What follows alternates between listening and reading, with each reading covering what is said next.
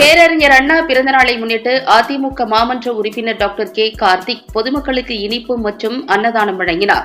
திருவள்ளூர் கிழக்கு மாவட்டம் திருவொற்றியூர் மேற்கு பகுதி 7வது வட்ட அதிமுக சார்பில் பேரறிஞர் அண்ணாவின் 116வது பிறந்தநாள் விழாவினை முன்னிட்டு அண்ணாமலை நகர் பகுதியில் பொதுமக்களுக்கு இனிப்பு மற்றும் அன்னதானம் வழங்கும் நிகழ்ச்சி நடைபெற்றது.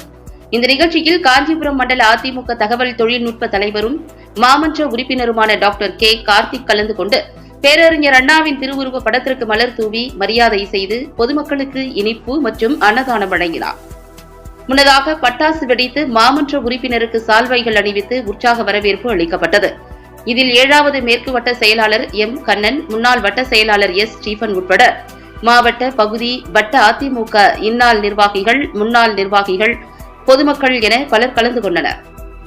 பப்ளிக் நியூஸ் டிவி செய்தியாளர் கிருஷ்ணகுமார்.